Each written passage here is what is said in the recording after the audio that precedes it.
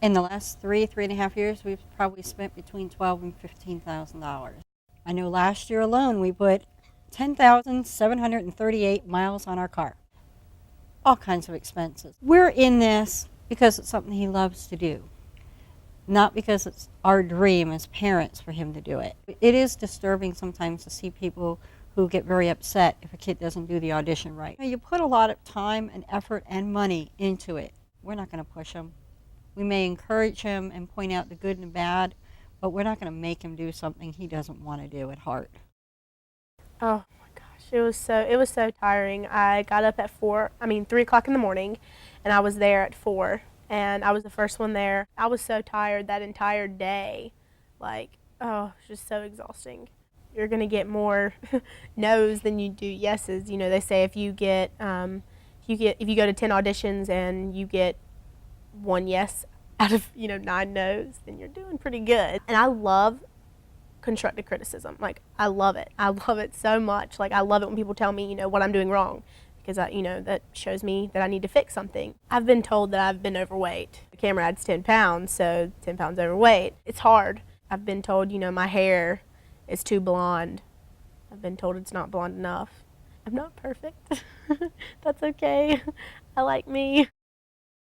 And you have 2 other children at home. I do. And a husband. I do. That's a lot of juggling. It is. How do you do it? I don't know. I just do it. It does add up.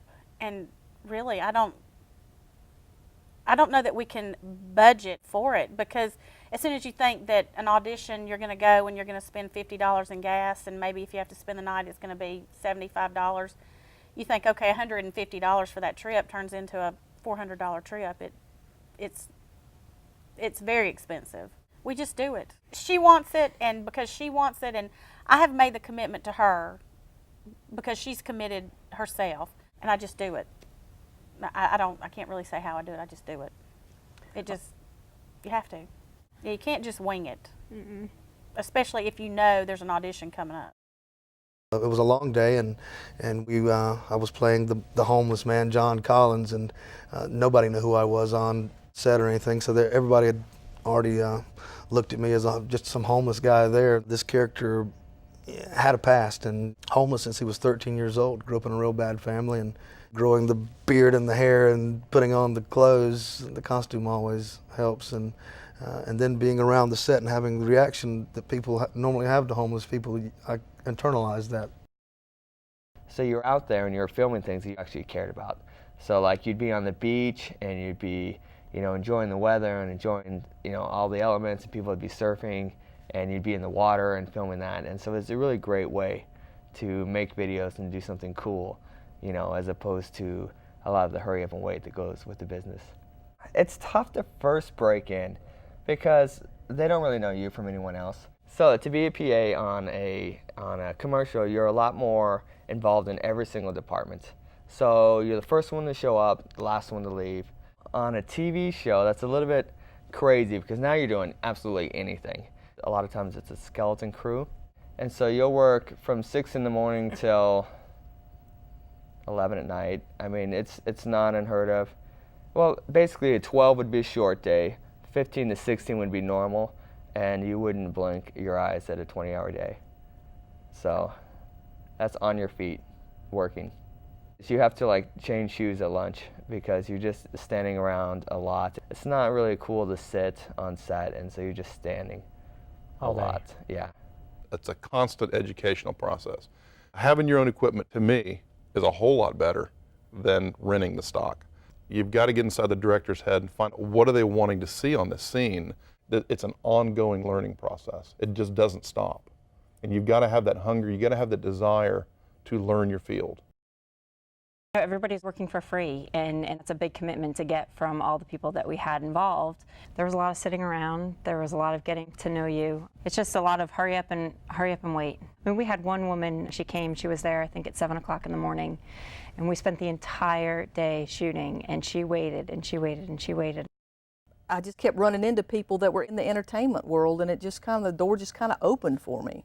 Films especially are very long days. You spend a lot of time there. If it's a 10 or 12-hour film day, I might shoot 900 pictures. There's all different price ranges of cameras. It does have long hours. There's so much that goes on behind the scenes on the other side of the camera line. There's just so much action going on.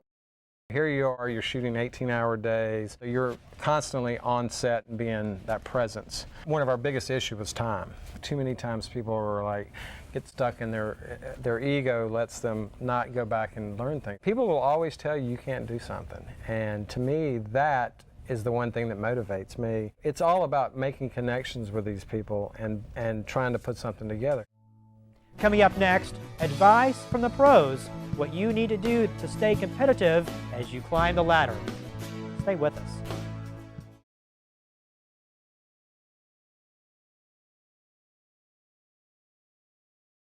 Well, you also forgot one place. Where? You also forgot that you were in Shelby, North Carolina. I was in Shelby. Remember this? Oh my God. That's us! That's us. Oh, where did you get that? That was, we were working on a film together, and that was during lunch, and Joan Schermeyer took our picture. Oh my gosh, and so was there stuff in my tooth there? I don't know, I'll have to look. I forgot about that. Me too. So it all began basically on the balance beam, right? Yes. Like this. See that? Yes. Tell us about that. That's you. Wow. How old were you in that picture? How old was I? She was about 10, about 9 or 10. Oh my gosh. Was that fun? Yes. Little performer. Yes. Surprise. Yes. I was a baby. I was a baby. Wow, that's crazy.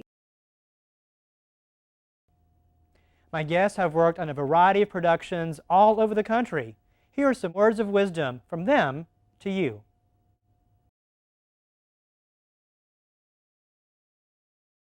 Get around the people who are doing what you want to do and learn from them.